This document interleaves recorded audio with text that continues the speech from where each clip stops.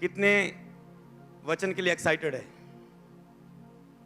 कितने खास करके वचन के लिए आते हैं कि आज मुझे क्या मिलेगा, आज खाने में मुझे क्या मिलेगा। जब एक हस्बैंड घर जाता है, इंतजार करता है आज वाइफ ने खाने में मुझे क्या देना है, क्या आज खाना, क्योंकि वाइफ का यही रहता है कि मैं अपने गुण के द्वारा, खाने के द्वारा अपने हस्बैंड को प्रसन्न करूं। और जो वाइफें ध्यान नहीं देते इस बात पर, उन्हें ध्यान देना है कि एक चीज है जिससे आप हस्बैंड को अपने खुश कर सकते हो। खाने के लिए लोगों ने अपने हक खराब कर दिए, हक खो दिए, अपने ब्लेसिंग्स खो दी। तो आपको पता है खाने से व्यक्ति प्रसन्न होता है। हालेलुया। तो इसी तरह ये आत्मिक खाने की मैं बात कर रहा हूं। जब आप भवन में आए हो तो आप किस भूख के साथ आए हो कि आज मुझे क्या मिलेगा। जो वचन के लिए भूखे होते हैं, प्यासे होते हैं, प्रभु उसे सबसे ज्यादा ब्लेस्ड करते हैं। मैं आपको बताता हूं, जिनके अंदर वचन के लिए भूख होती है, प्यास होती है।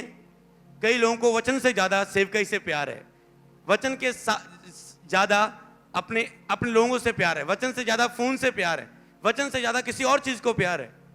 जो वचन को लव करता है और इतना उसे सोना चांदी से भी कीमती समझकर उसे पढ़ता है, सच में प्रभु उन्हें सबसे ज्यादा ब्लेस्ड करते हैं उन लोगों को। यीशु नाम, ये सीक्रेट है आपके लिए जो आत्मा से मैं दे रहा हूं, कि जो लोग वचन से लव करते हैं, बाइबल के वचन पढ़ने से, सुनने से। एक तो सोचते अच्छा अब वचन का टाइम है, वचन सुनना है मैंने, प्रभु आपके हृदय को जानता है। मैं उस लोगों की बात नहीं कर रहा हूं जो वचन को सुनते हैं, मैं उन लोगों की बात कर रहा हूं जो वचन के लिए मतलब सोने चांदी से कीमती वचन को समझते हैं। सोचो अगर वचन का समाज सोने चांदी से कीमती है, इसका मतलब अब मैं आपको जो जितने वचन दे रहा हूं, सोच लो मैं मतलब एक एक तोला सोना दे रहा हूं। जब आप इस चीज को समझ जाएं, क्या प्रभु झूठा है कि सच्चा है बताओ, तो उसने कहा मेरा वचन सोने चांदी से भी बुद्धि कीमती है तेरे लिए।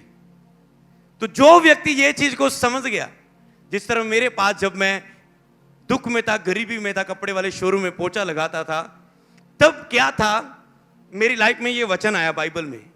थोड़े दिनों के बाद मैंने मसीह में, कुछ महीनों के बाद मैंने ये जान लिया कि ये वचन सोने चांदी से कीमती है। अब मुझे क्या मिल चुका है? बाइबल है किसी के बाइबल? अब ये मुझे क्या मिल चुका है? जब तक आपने इसे समझा नहीं है तब तक आपके लिए ये केवल एक पुस्तक है। जब आपने ये समझ लिया ये खजाना है, मैंने पहले तो मुझे एक पुस्तक के रूप में बाइबल मिली, पर जब कुछ महीने मसीह में चर्च में जाते मुझे पता चला ये सोने चांदी से भी कीमती है, मेरे लिए खजाना है। तो मैंने क्या किया, इस खजाने को पाने के लिए क्या किया, मैंने अपनी दुकान छोड़ दी, ठीक है, मैंने अपना खेतीबाड़ी छोड़ दी, मैंने अपना सब कुछ छोड़ दिया कि मैंने ये पाना है। और लोग कह रहे तेरी लाइफ खराब हो जाएगी, क्या तुम पागल हो गया मसीह से जाके? क्योंकि लोग नहीं जानते थे मुझे जो खजाना मिल चुका है। बाइबल में क्या ये वचन प्रभु का उस मोती के जैसा है, उस अनमोल मोती के जैसा है, जिसे एक व्यक्ति को मिल गया, उसने उसे खरीदने के लिए अपना सब कुछ बेच दिया। लोग कहते ले क्या ये पागल हो गया, एक मोती को खरीदने के लिए सब कुछ बेच रहा है, पागल हो गया ये। जब कहते स्वर्ग का राज्य, परमेश्वर का वचन खेत में छुपे धन के समान है। एक व्यक्ति ने कैसा तो बेट दे विच जमीन है और ਉਹਨੂੰ ਰੋਡ ਦੀ ਜ਼ਮੀਨ ਦਾ ਮੁੱਲ ਦੇ ਰਿਹਾ ਹੈ, ਅਤੇ ਉਹ ਕਹਿੰਦਾ ਮੈਨੂੰ ਖਰੀਦ ਰਿਹਾ, क्योंकि उन्हें तो पता है ਇਹਦੇ ਵਿੱਚ खजाना है। उन्हें जान लिया कि इस जमीन में खजाना है। अब ये उस भेंट वाली जमीन को, बंजर वाली जमीन को खरीदने के लिए अपनी सब रोड में जमीन बेच रहा है और उस बंजर में खरीद रहा है। लोग क्या कहेंगे उसे? मूर्ख। पर उसे पता है वहां पर खजाना है। तो बाइबल में लिखा है उसे जब वो खजाना मिल गया तब क्या हुआ, लोगों को पता चला। इसी तरह ये वचन है, जब आप सुन रहे हो, जब आपको ये मिल जाए, अगर आपने समझ लिया ये सोने चांदी से कीमती, अगर आपके लिए सोने चांदी से कीमती आप समझा होता तो आप फोन में टाइम वेस्ट ना करेंगे। अगर आपको ये सोने चांदी से कीमती आपने समझा होता आज तक, तो आप कभी भी वचन के बाद चर्च में ना आते, लेट ना होते। अगर आपके लिए सोने चांदी से कीमती होता तो अगर जो ऑनलाइन देखने वाले अब लाइव में बंद नहीं करेंगे, चाहे कितना भी कीमती उसके लिए काम जरूर ना आ जाए, चाहे नींद उसे आए प्यारी हो, कुछ भी, क्योंकि उसे पता है सोना चांदी है। जब आप वचन को ऐसे मैंने समझ लिया और आपको पता है प्रभु ने मुझे कहां से उठा के आज कहां खड़ा कर दिया है, मेरी टेस्टमनी यूट्यूब पर मौजूद है। कीमती था ना वचन, आत्मिकता, आत्मिक क्रियाएं, भक्ति, सब बातों के लिए लाभदायक थी या नहीं थी। इसलिए आज जब आप वचन सुन रहे हो अलर्ट हो जाओ, ये सोच के कि आज से जब मैं बाइबल पढ़ूंगा, वचन सुनूंगा, मैं जितना ज्यादा इसे पाऊंगा उतना मैं अमीर होऊंगा। आज तो आपको नजर नहीं आएगा, पर जब आप खड़े होंगे अपनी टेस्टमनी से, केवल फिर आप नहीं, लोग आपकी टेस्टमनी को देखेंगे यीशु नाम में। उस खजाने को केवल आप ही नहीं, लोग उसे देखेंगे और सेलिब्रेट करेंगे आपकी टेस्टमनी को यीशु के नाम में। पहला शुरू ही कहां से हुई थी बाइबल? आदम और हवा को आज्ञा दी, भले और बुरे इस ज्ञान के वृक्ष को फल ना खाना, जिस दिन तू खाएगा तू मरेगा। आज्ञा दी ना। और शैतान क्या चाहता है? आज्ञाओं को तड़वाना आपकी लाइफ में। अगर आपको आज्ञा मिली है, हे पतियों अपनी पत्नियों से प्यार करो, तो शैतान आपकी लड़ाई करवा के आपसे आज्ञा तड़वाना चाहता है, ताकि जो आशीर्वाद, जो ब्लेसिंग चर्च में आपके ऊपर उंडेले जा रहे हैं वो आपके ऊपर ना लगे। क्योंकि प्रभु जो उसकी सुनता है उसकी सुनता है, जो उसकी नहीं सुनता प्रभु उसकी नहीं सुनता।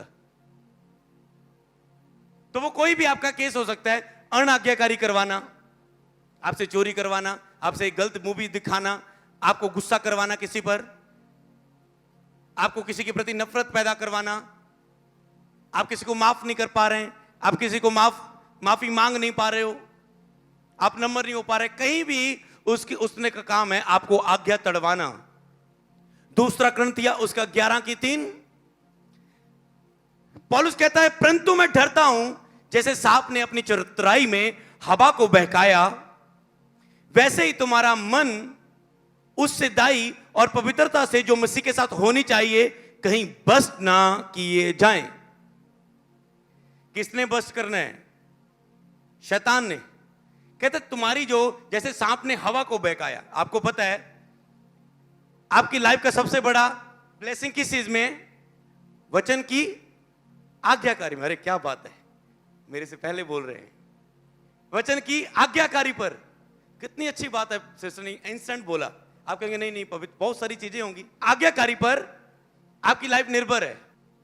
और ये पौलुस कह रहा है, कहता मैं डरता हूं जैसे सांप ने हवा को बहका लिया था ना। बहकाया कैसे? परमेश्वर नहीं चाहता कि तुम, परमेश्वर ने बहुत कुछ छिपाया है तुझसे, आंखें बंद थी, परमेश्वर ने बहुत कुछ छुपाया तुझसे। परमेश्वर नहीं चाहता कि तुम उसे जान लो, परमेश्वर नहीं चाहता कि तुम उसके तुल्य हो जाओ। परमेश्वर बहुत कुछ फुसलाया, चतुराई से हवा को बहकाया। आज यही शैतान लोगों को करता है, बहकाता है। तुझे प्रभु कोई प्यार नहीं करता, तुझे कोई प्यार नहीं करता, सब तुझसे नफरत करते हैं, तुझे कोई प्यार नहीं करता। और जब ये कहता है हाँ सचमुच मुझे कोई प्यार नहीं करता, परमेश्वर मुझसे प्यार नहीं करता, आप ठुकरा देते हैं परमेश्वर लोगों के प्यार को अपने अंगीकार से। शैतान कहेगा तू कभी चंगा नहीं होगा, मैं बहुत तकड़ा हूं, अंदर फुसलाता है, मैं बहुत सामर्थ्य हूं, मैं बहुत शक्तिशाली हूं, मैं तुझसे कभी नहीं निकलूंगा, अगर तूने ये किया मैं तुझे ये कर दूंगा, वो कर दूंगा। तो वो आपको बहकाता है किसी भी रूप में। तू कभी सफल नहीं होगा, तेरा मिसकैरेज हो जाएगा, तेरी मैरिज टूट जाएगी, तेरा डिवोर्स हो जाएगा, तू कभी सेवकाई नहीं कर सकता, तू कभी इस्तेमाल नहीं होगा। मुझे शैतान ने बहुत फुसलाया। एक टाइम मेरा ऐसा आया जब मैं प्रभु में बढ़ रहा था, भविष्यवाणियां कुछ कह रही थी, हालात, भविष्यवाणियों के बाद क्या हुआ, हालात मेरी लाइफ में ऐसे आए। ये चीज याद रखना, जब आपके ऊपर भविष्यवाणी होती है। यूसुफ को दर्शन आया, दर्शन के बाद कहां गया? खड्डे में। दाऊद को मसा किया गया।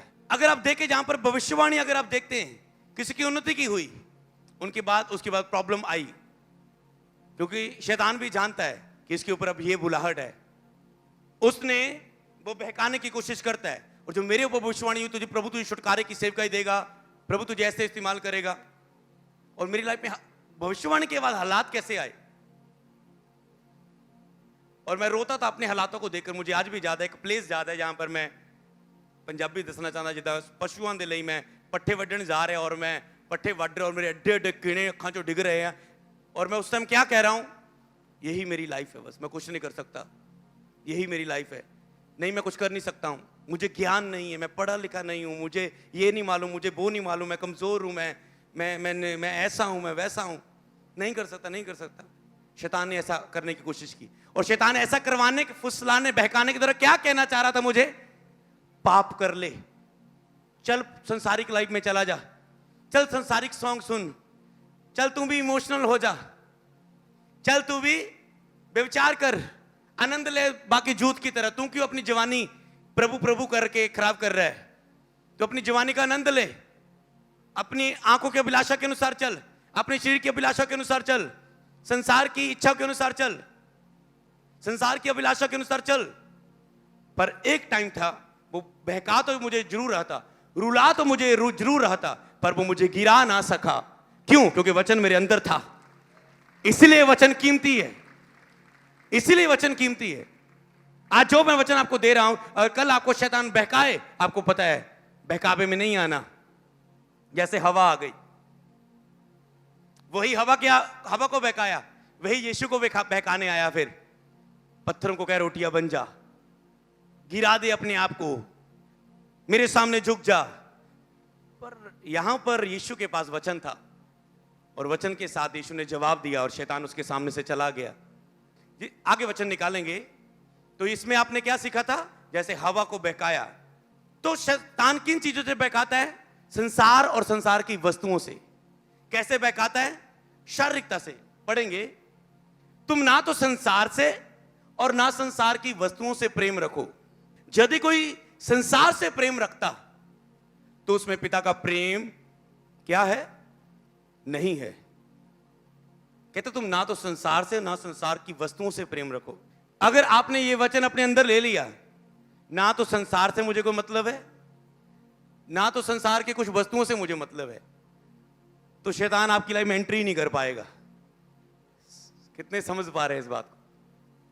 अगर आप सोच ले, जब तक शैतान बोले तेरे पास बेबी नहीं है, तेरे पास गाड़ी नहीं है, तेरे पास जॉब नहीं है, तेरे पास बिजनेस नहीं है, तेरा ये नहीं हो रहा है, वो नहीं हो रहा है, वो मनन करो आपका कौन सा केस है।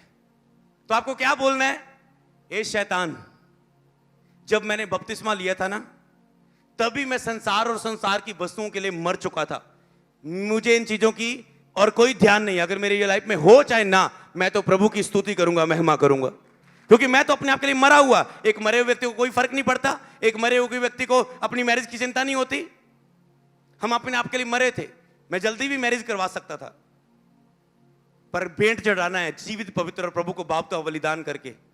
आपको जीत के दिखाना है अपने आप को। वो लगभग 30 के करीब मैंने मैरिज करवाई। जब आप लड़ते हो शैतान से,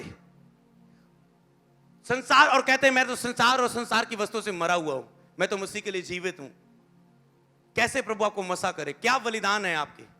लेके अपने बलिदानों को, अपनी मन्नतों को जो हवा के सामने तूने मानी है, पूरा कर, पूरा कर। बाइबल में लिखा है। कई बार तो मन्नतें मांगते हो, ओ प्रभु ये कर दे, बस फिर ऐसा चलूंगा, ये कर दे वैसा चलूंगा, और अब बाद में भूल जाते हो।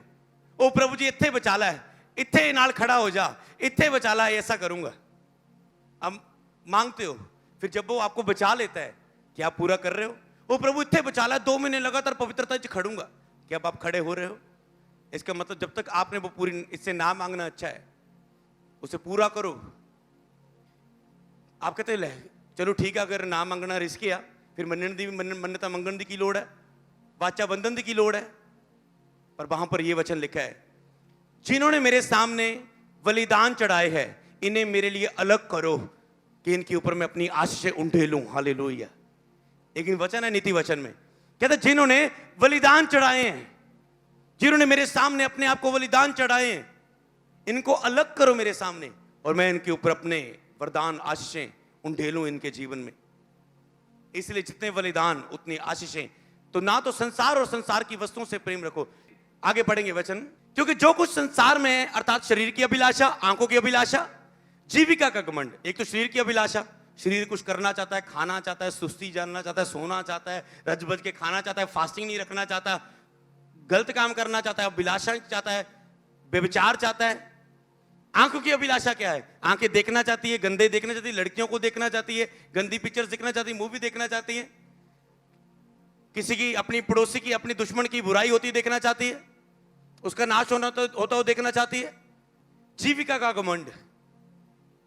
अगर किसी वक्त प्रभु आपको, कोई आपको सताए, आपको दुख दे, और आपको शैतान कहे इससे और आप दुखी हो उस बात के कारण, और शैतान के दुखी हो इसने तेरे साथ ये किया वो किया, आपको क्या कहना है? शैतान, ये तो मेरा भाई है, ये तो मेरा फैमिली मेंबर है, ये तो मेरा अपना है, इसने मुझे दुख दिया। बाइबल में तो लिखा है अगर तेरा दुश्मन भी तुझे दुख दे उसके लिए भी प्रार्थना कर तू, तो मैं तो प्रेम करूंगा उसके साथ। आपको हर वक्त जवाब देना है शैतान को, हर वक्त शैतान को क्या करना है? जवाब देना है। आंखों की अभिलाषा, जीविका का घमंड, जीविका का घमंड। घमंड नीचा होने से पहले घमंड ही आता है, ऊंचा होने से पहले नम्रता ही आती है। घमंड, मैं सबसे सुंदर हूं, मैं सबसे ज्यादा भार उठा सकता हूं, मेरी बॉडी सबसे अच्छी है, मैं गुड लुकिंग हूं, मैं स्मार्ट हूं, मैं बहुत पैसे वाला हूं, मैं बहुत अमीर हूं, मैं एक बड़ा प्रचारक हूं, मैं एक बड़ा सेवक हूं, मैं हम्बल नहीं होऊंगा। घुमंड, घुमंड से चढ़ी हुई आंखें। 6 वस्तुओं से यहोवा वैर करता अपने बड़ी, कि वे पिता की ओर से नहीं परंतु संसार की ओर से। ये सब चीजें कहां से? संसार की ओर से। पर ना तो आप संसार और संसार के, शैतान संसार की बातों के द्वारा, नशा, व्यभिचार, चुगली, निंदा, जेलसी, इन संसार की बातों के द्वारा आपकी जो परमेश्वर के साथ संबंध है उसे क्या करना चाहता है? तोड़ना चाहता है, खत्म करना चाहता है, संसार की अभिलाषाओं के द्वारा। इसका हल एक ही है, संसार और संसार की अभिलाषाओं के लिए मर जाओ। मरे आप हो जब बपतिस्मा लिया था, आप वचन को तोड़ रहे हो, अगर अपने आप के लिए अभी भी जी रहे हो, पृथ्वी भर की नहीं स्वर्गीय वस्तुओं पर ध्यान लगाओ। अब मर चुके हो, अब पृथ्वी की वस्तुओं पर नहीं स्वर्गीय वस्तुओं पर ध्यान लो। और वो कहता है अगर तू स्वर्गीय वस्तुओं पर ध्यान लगाएगा तो पृथ्वी भर की वस्तु भी तुझे पीछे पड़कर मिल जाएंगी यीशु नाम में। हालेलुया। पर आपको उसका ध्यान नहीं होना चाहिए, उसमें ध्यान नहीं होना चाहिए। आज लोगों का प्रभु से इतना प्यार नहीं है जितना सेवकाई से प्यार हो चुका है। परमेश्वर से उतना प्यार नहीं है जितना चर्च की जरूरतों से प्यार हो चुका है। पिता की ओर से नहीं परंतु संसार की ओर से। अगला वचन देखेंगे तो संसार में जो चीजें पाई जाती हैं, पहला यूहन्ना 2:17, संसार और उसकी अभिलाषाएं दोनों मिटते जाते हैं पर जो परमेश्वर की इच्छा पर चलता है वह सर्वदा, आवाज नहीं आई, बना रहेगा। मैं प्रभु च बने रहना चाहना है, मैं पद कदे गिरा ना, मैं प्रभु च बड़े रहना चाहना है। पासी प्रे कर दो बस प्रभु च बने रहिए, आत्मा च वधदे जाइए। प्रभु च वधना चाहते हो, बने रहना चाहते हो, जो क्या क्या चाहिए आपको? संसार और उसकी अभिलाषा दोनों मिटते जाते हैं। जिस संसार दुनिया पर जिस पर आप मन लगाते हो यही आपको ऊंचा उठाएगी, यही आपको एक दिन गिरा देगी, यही आपकी तारीफ करेगी, एक दिन यही आपको खा जाएंगे। संसार और संसार की अभिलाषाएं मिटते जाते हैं, याद रखो ये तो मिट जाएंगे। संसार और संसार की जो भी अभिलाषा सब कुछ मिट जाएगा, दुनिया में आए हम सब कुछ मिट जाएगा। पर जो परमेश्वर की इच्छा पर चलता है, जो वचन पर चलता है, मतलब जो आज्ञाकारी करता है, जो वचन की आज्ञाकारी करता है, वह सर्वदा बना रहेगा, कोई उसे हटा ना पाएगा। वह सर्वदा बना रहेगा। आपको पता है यूहन्ना में लिखा है, पहला यूहन्ना में, कि वह अभिषेक जो उसकी ओर से तुम्हारा किया गया है वह तुम में बना रहता है। जब आप आज्ञाकारी करते हो तो आप में अभिषेक बना रहता है। अभिषेक का एक ही सीक्रेट है, अभिषेक पाना चाहते हो, मसा पाना चाहते हो, जितना आज्ञाकारी करोगे वचनों पर उतना अभिषेक बढ़ेगा। जितना अनाज्ञाकारी करोगे, वचनों को तोड़ोगे, उतना अभिषेक कम होएगा। और आप पता नहीं कितनी आज्ञा को तोड़ रहे होंगे, मसा कम हो रहा है, आपको पता ही नहीं क्यों हो रहा है, क्योंकि आपको आज्ञा का ही नहीं पता बाइबल में प्रभु कहां क्या चाहता है, प्रभु कहां क्या चाहता है। वचन की ना नॉलेज होने के कारण कई बार आप अपने हालातों में डूब जाते हो। उन हालातों में आपको पता नहीं होता प्रभु की आज्ञा क्या है। इन हालातों में, कठिन परिस्थितियों में मुझे क्या करना है, वो जो इच्छा पर चलता है, अगला वचन, जो इच्छा पर चलता है वो सर्वदा बना रहेगा। कहता है याद रहो, इच्छा पर चलना, आज्ञा पर चलना, वो सदा बना रहेगा। बना रहेगा वहां पर क्या लिखा है? जिसका अभिषेक उसकी ओर से किया गया उसका अभिषेक उसमें बना रहता है। और कोई प्रयोजन नहीं उसे कोई सिखाए। जो प्रभु का अभिषिक्त है उसे कोई सिखा नहीं सकता। क्यों? क्योंकि प्रभु कहता है मैं उसे खुद सिखाऊंगा। कहता है तुम अभिषेक के खिलाफ कभी नहीं बोलोगे क्योंकि मैंने अभिषेक को खड़ा किया है। दाऊद को प्रभु ने खड़ा किया। कहता है अगर दाऊद मेरा मसा किया, अगर मेरी ओर से फिर जाए, मेरे किसी वचन की अनाज्ञाकारी करे, तो मैं उसे डांटूंगा पर अपनी करुणा उस पर फिर भी बना के रखूंगा और उसे डांट के फिर से सही करूंगा। कहता है तुम अभिषेक से पंगा ना लेना, तुम उसे मत छूना, तुम उसके खिलाफ मत बोलना, क्योंकि वो उसको उसका अभिषेक उसे सिखाएगा। अगर वो किसी मेंटर के अधीन है, उस मेंटर का अभिषेक उसे सिखाएगा। मेंटर उसे डांट सकता है, सिखा सकता है, पर कहता है तू ना करना। तो मतलब क्या, अभिषेक आता है, ऐसा अभिषेक जो आप में बना रहता है और आपको सिखाता है। कहता है जो तुम्हें खड़ा रखेगा, तुझे बनाए रखेगा, कोई तुझे गिरा ना पाएगा केवल तेरे अलावा। पर आपको क्या है, वचन की नॉलेज ना होने कर देवार जादू टूना पिया आप करे हो मम्मी देख आगे किसी ने जादू टूना कर दिया, लाल पूरा लाल खून दे छिट्टे। वो मम्मी भी आ रही है, ए हाँ ए पुते ए की करिए, ए ला फोन, ए चर्च ला फोन। अरे डर गए आप। यहां पर आपको क्या बोलना चाहिए था, कोई चीज हमें परमेश्वर के प्रेम से अलग नहीं कर सकती। मसीह से हमें परमेश्वर की इच्छा के बिना हम पर अटैक नहीं कर सकती, क्योंकि उसने अपने इकलौते पुत्र को ना रख छोड़ा, तो वो हमसे इतना प्यार करता है। हालेलुया। केवल आप ज्ञान ना होने के कारण, मेरा ज्ञान ना होने के कारण लोग नाश हो रहे। प्रभु कहता है कि आपने समझ लिया ये कुछ कर सकता है। और दूसरी मूर्खता, प्रेयर 0 है, सुबह ब्लू फिल्म देखी है, 5 दिन पहला जर्दा लाया सी, जादू टूना ले आप पता यीशु नु मान दे ले ता चक्को चलो परे हो, और शैतान तुरंत उसमें एंटर। प्रभु कहता है यीशु को भी जानता हूं मैं, होली स्पिरिट को भी जानता हूं, तुझ में ये नहीं है चीजें, तू तो खाली है, तू तो खाली है, चल बढ़िया एक घर मिल गया रहने के लिए। पौलुस को भी जानते हो, यीशु को भी जानते हो, तू कौन है? कहता है आपको समझना है कि मैं मसीह में आज्ञाकारिता में चल रहा हूं, क्योंकि आज्ञाकारी अभिषेक लेके आता है आपके ऊपर, और अभिषेक नहीं है तो आप अभिषेक के बिना आपके शब्द खाली है जो आप अंगीकार करके बोलते हो। आपने अंगीकार किया ना, मैं तो यीशु नहीं मानता, मेरे तो कोई असर नहीं। हाँ लिखा है याकूब के ग्रंथ में कोई जादू टोना नहीं चलेगा। यीशु को तो मानता है पर यीशु की नहीं मानता, समझ रहे हो? यीशु को तो मानता है, यीशु प्रभु है, परमेश्वर है, मुक्तिदाता है, पर यीशु की नहीं मानता। यीशु क्या चाहता है? आज्ञा नहीं मानता, तो इसलिए पावर नहीं है। और पावर के बिना परमेश्वर का आत्मा जल के ऊपर मंडलाता था, परमेश्वर ने शब्द बोला। होली स्पिरिट आपके साथ तभी काम करता है जब आप वचन की आज्ञाकारी करके पवित्र आत्मा को अपने साथ रख के वचन बोलते हो। अगर आप पाप करेंगे, क्या होली स्पिरिट आप में रहेगा? आप रोज व्यभिचार करेंगे, होली स्पिरिट रहेगा? रोज ही जर्दा लगाओगे, बीड़ी सिगरेट पियोगे, होली स्पिरिट आपके साथ रहेगा? रोज ही लड़कियां छेड़ोगे, चर्च में गंदी निगाह में आओगे, चोरी करोगे, झूठ बोलोगे, माफ नहीं करोगे, क्षमा नहीं करोगे, माफी नहीं मांगोगे, होली स्पिरिट आपके अंदर रहेगा? कदाचित भी नहीं। तो एक ही चीज है, स्टेप लो, प्रभु के पंखों के नीचे आ जाओ। एक कदम आओ, वो 10 कदम आएगा। तो अब आपको क्या करना है? परमेश्वर के निकट जाना है। क्या करना है? परमेश्वर के निकट जाना है। लिखा है जो परम प्रधान के छाया स्थान में बैठा रहे वह सर्वशक्तिमान की छाया में टिकाना पाएगा। आपको बैठे रहना है चर्च में, उसकी हजूरी में लगातार बैठे रहना है। यह नहीं लिखा जो परम प्रधान के छाया स्थान में बैठकर वापस आ जाए। लिखा जो प्रार्थना में, निरंतर प्रार्थना में बना रहे वो उसकी छाया में टिकाना पाएगा, मतलब उसके पंखों के नीचे शरण पाएगा। फिर क्या कहता है? तो बात किस वचन की हो रही है कि शैतान आपके संबंध को मसीह के साथ तोड़ने की रोज कोशिश करता है। कब? एक दिन प्रार्थना नहीं की, उसकी कोशिश सफल हो सकती, याद रखो। वो रोज झांक सकता है क्या बन रहा है आपका, आप कैसे चल रहे हो, पर जब तक आप पंखों के नीचे अटैक नहीं कर सकता, पर गर्जने वाले शेर के समान रोज आपको देखता है कब फाड़ खाऊं। इसलिए मैं आपको अलर्ट कर रहा हूं। अगर आप इस वचन को सुन के 2-3 महीने 4 महीने भी अलर्ट होके खड़े हो गए, कई बार बोलता हूं ना मैं, 4 महीने पवित्रता ही, 4 महीने प्रेयर का कोर्स कर लो। बहुत कोर्स करते हैं ना, पहले आत्मिक कोर्स तो पूरा कर लो। मैं जी केड़ा कोर्स कर रहा जी, +2 तो बाद पास्टर जी?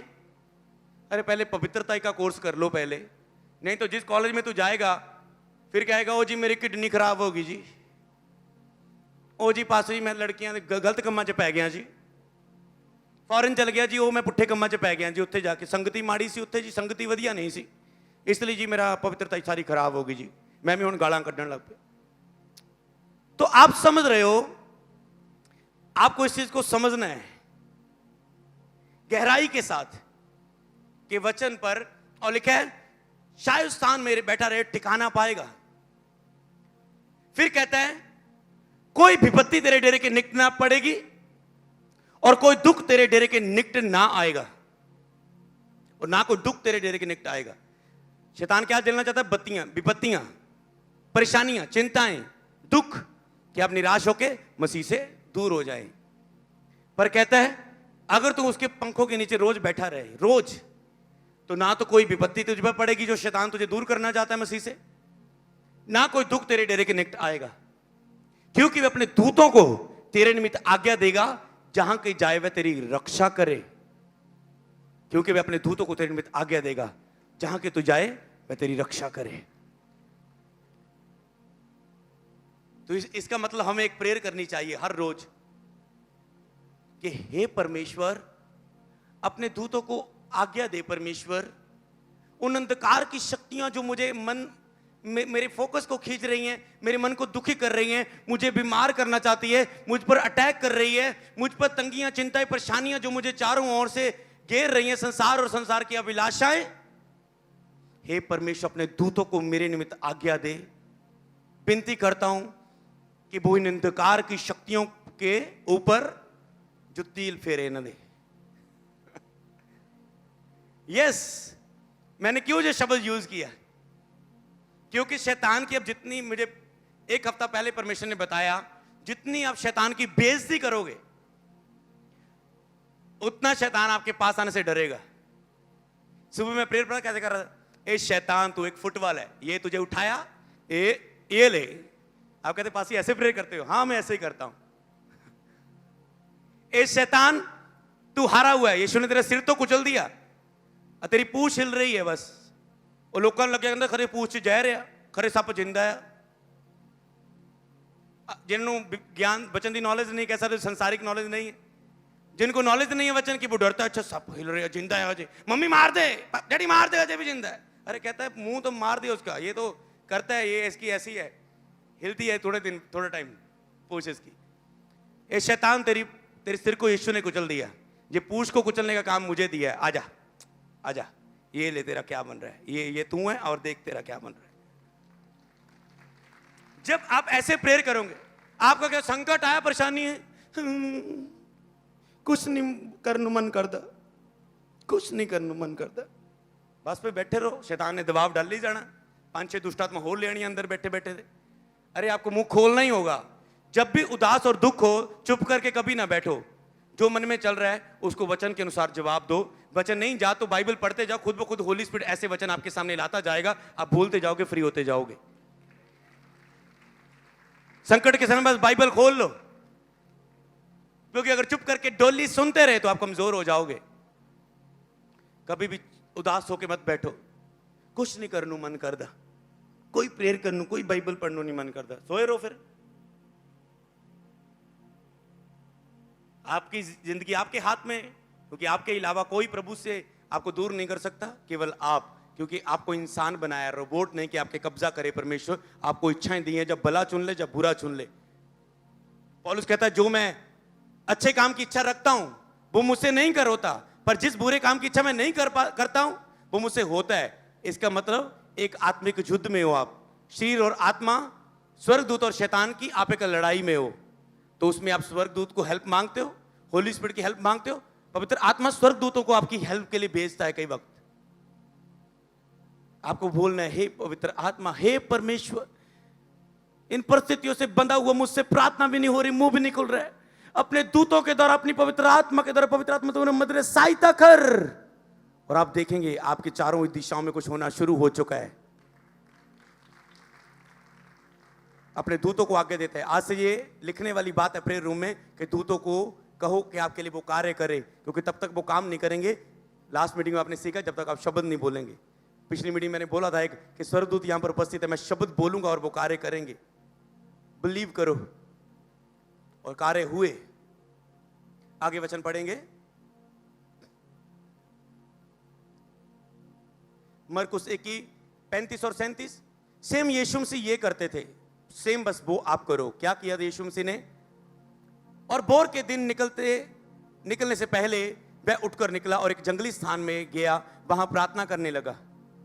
तब शमौन और उसके साथी उसकी खोज में गए, और जब वह मिला तो उससे कहा, सब लोग तुझे हम ढूंढ रहे थे। भोर को दिन निकलने से पहले यीशु मसीह दो काम करते थे। एक, दिन निकलने से पहले आप कहते प्रार्थना च टाइम नहीं मिलता, जब सोए हुए सब तब करो ना। अजी इको प्रेयर रूम अजी घर दे सारे रौला पाते रहते हैं जी। अरे जब वो सोए हुए तब कर लो प्रेयर, जब वो हबड़ा दबड़ी कर रहे तब सो जाओ। पर नहीं, बुद्धि नहीं है। तो अब ये कह रहा है, चेले ढूंढ रहे कहां था तू।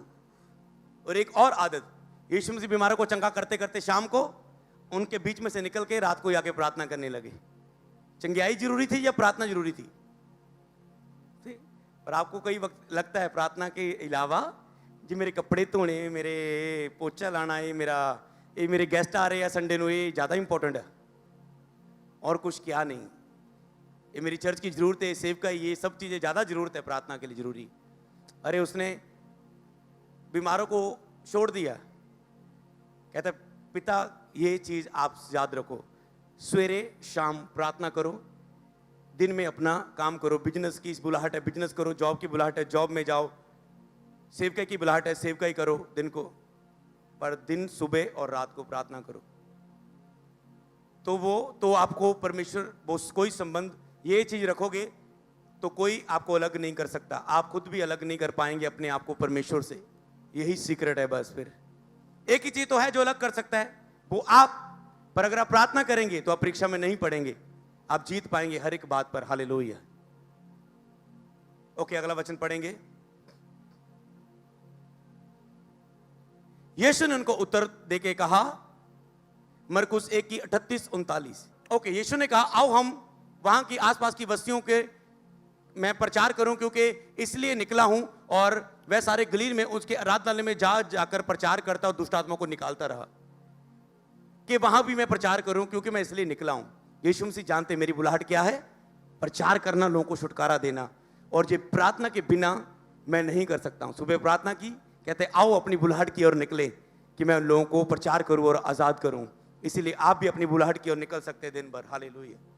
पर रात को प्रेयर करो। इतना मत दिन के काम में बिजी हो जाओ कि रात को प्रार्थना ना कर पाओ। इस चीज के लिए डेली की फाइट रखो अपनी। और अगर समय फाइनल हो जाएगा, सबसे बड़ी जीत है आपकी। सुबह का टाइम फाइनल,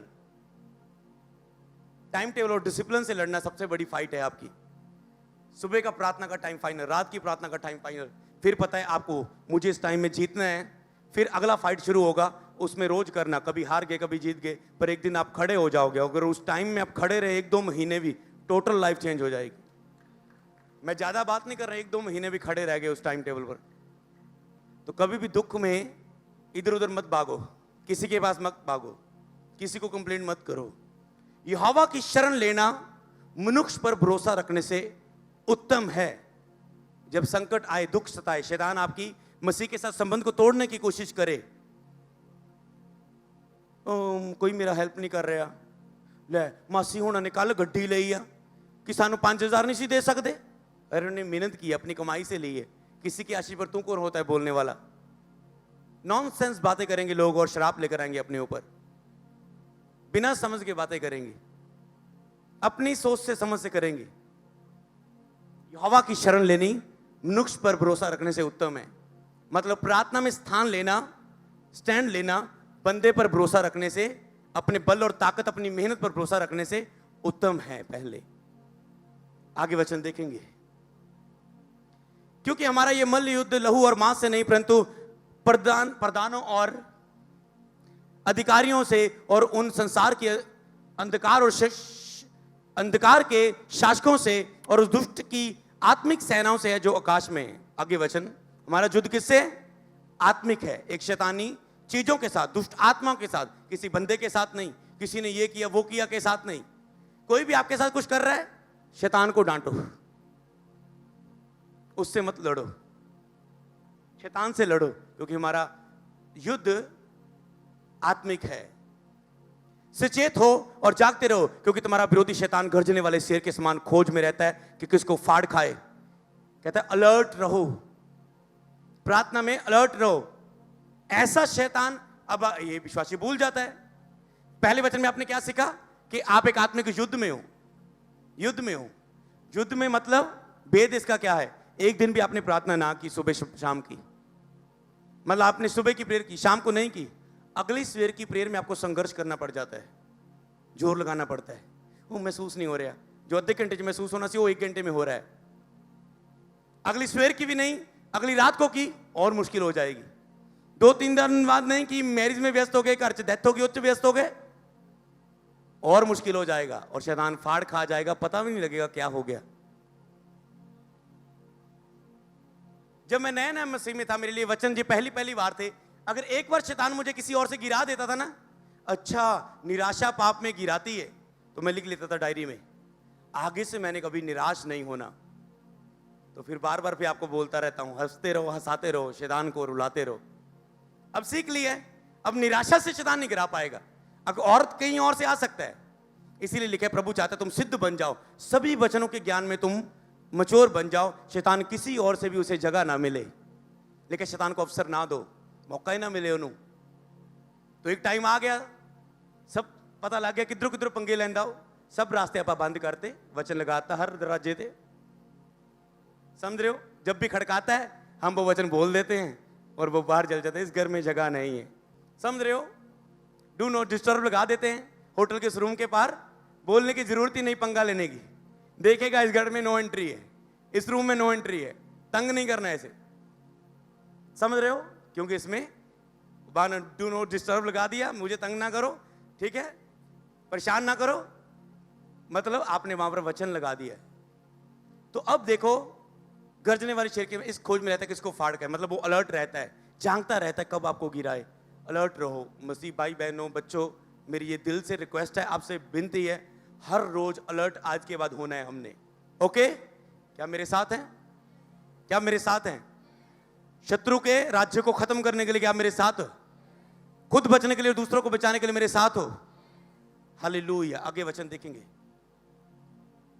मैंने तुम्हें सांप और विश्व को रोनने का और शत्रु की पूरी सांप पर अधिकार दिया है, और किसी वस्तु से तुम्हें कुछ हानि ना होगी। क्यों भूल जाते हो अपने इस अधिकार को कि आपको शत्रु पर पूरी शक्ति पर आपको अधिकार दिया गया है, किसी वस्तु से आपको कुछ हानि नहीं होगी।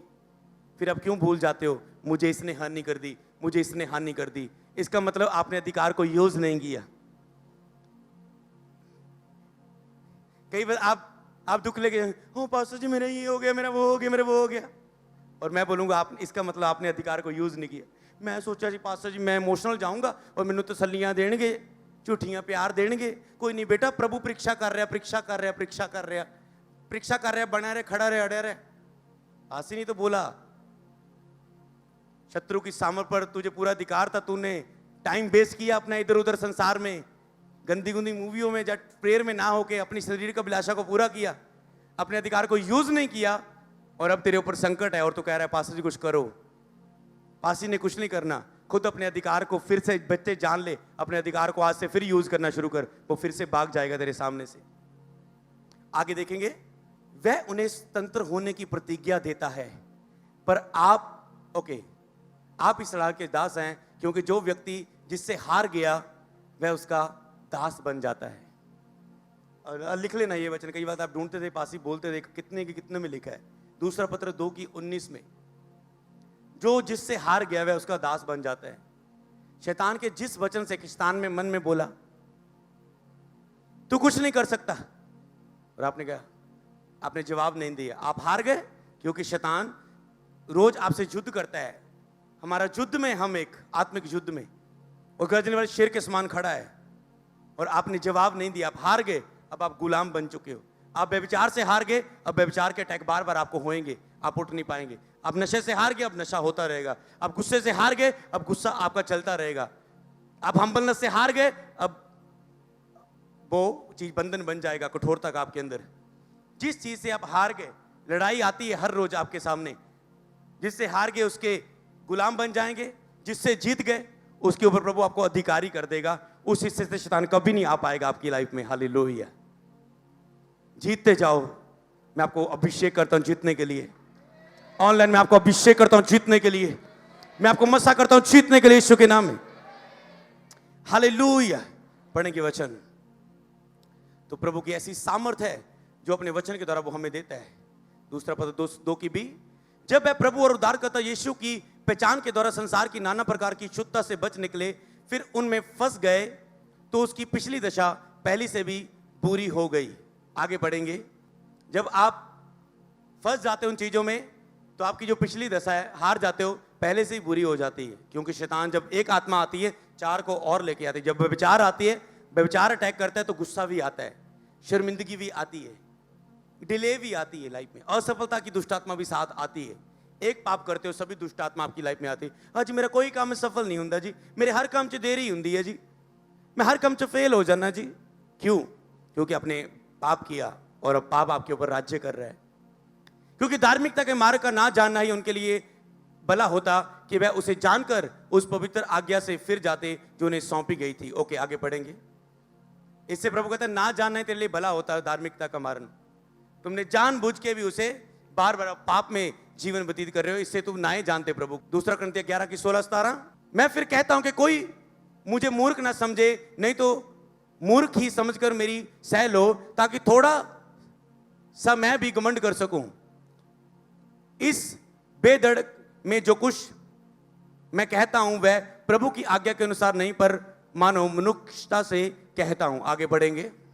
तूने मेरे अंदरूनी अंगों को बनाया है, तूने मुझे माता के गर्भ से रचा है। देख कि मुझ में कोई बुरी चाल है कि नहीं, और अनंत के मार्ग में मेरी अगुवाई कर। तूने मेरे अंदरूनी अंगों को बनाया है। इसको अगर हम डीप देखें तो मेरे मन का स्वामी तू ही है। हालेलुया। मेरे अंदरूनी अंगों को किसने बनाया? परमेश्वर ने। तो हमारे मन का स्वामी आपका कौन है? परमेश्वर। आप कहें कि मेरा मन का स्वामी परमेश्वर है। अगर आपके मनों में क्या कोई और बात राज कर रही है? जेलसी, क्षमा ना करना, प्रेम ना करना, माफी ना मांगना, गुस्सा, क्रोध, जलन, ईर्ष्या, अपनी वडियाई चाहना, ना सहना कुछ भी, बुरा मान लेना, हर बातों को मन में दिल में रखना, बहुत सारी बातों को दबाकर। पर यह कह रहा है मेरा मन का स्वामी तो तू है, क्योंकि मां के गर्भ में तूने मुझे रचा है।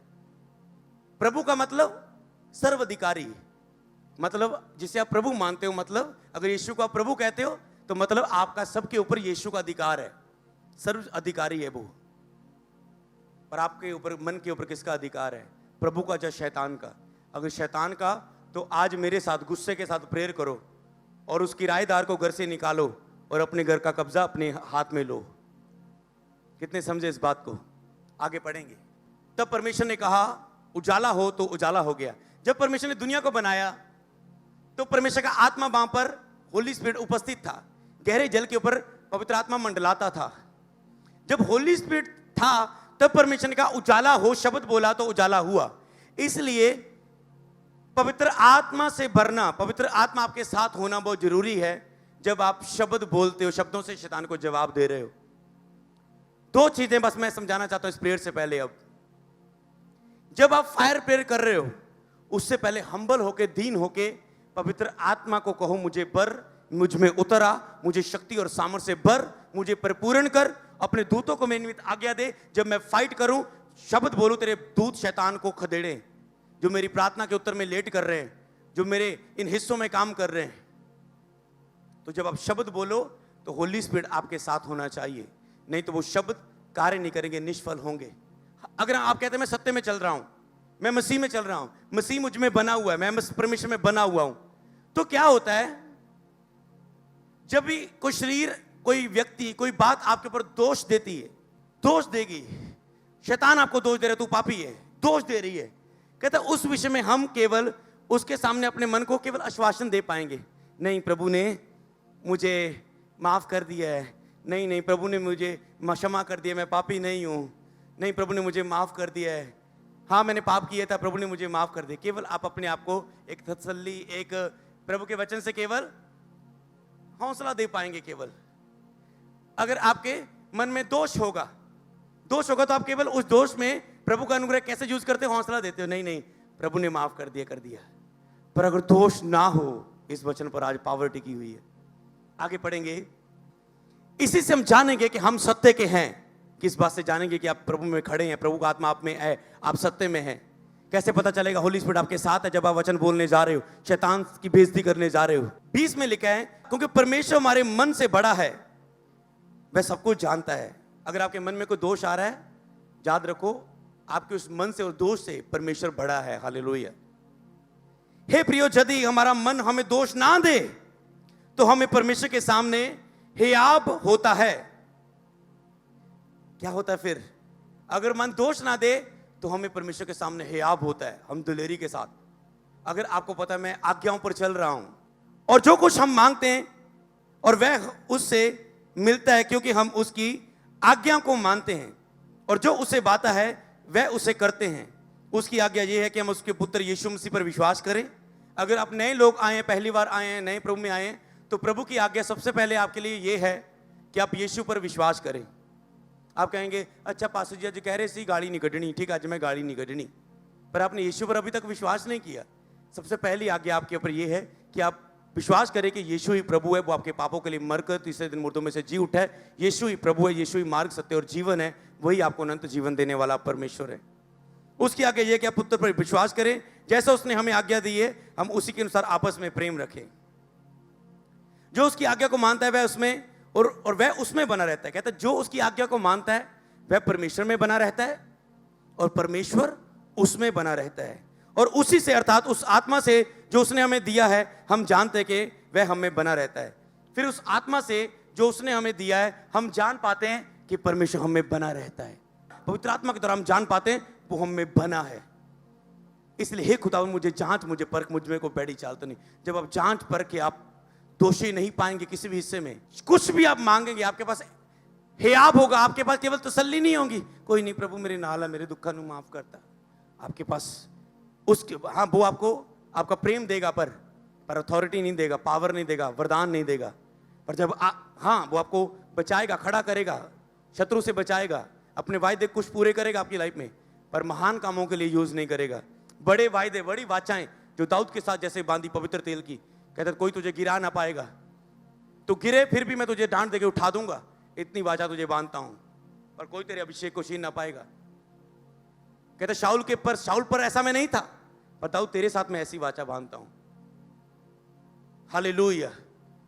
तो अगर आपको हियाब होता है कि आप चल रहे हो उसके साथ, तो आप मसीह में, मसीह आप में बना रहता है। फिर जब आप शैतान को हुक्म देते हैं वो आपके हर हिस्से से जाएगा। लास्ट में मैं आपको यही बताना चाहता हूं, अगर आप अपने मन में यीशु मसीह को जगह दें, अगर यीशु मसीह को आप अपने मन में अधिकारी बनाएं और उसकी आज्ञाओं पर चलें और वचनों पर विश्वास करें, अगर मन में यीशु मसीह है तो शत्रु और दुख, बीमारी, हालात सब कुछ आपके मन से निकलना पड़ेंगे, क्योंकि प्रभु आपके अंदर जगह कर चुके, ठहर चुके। हालेलुया।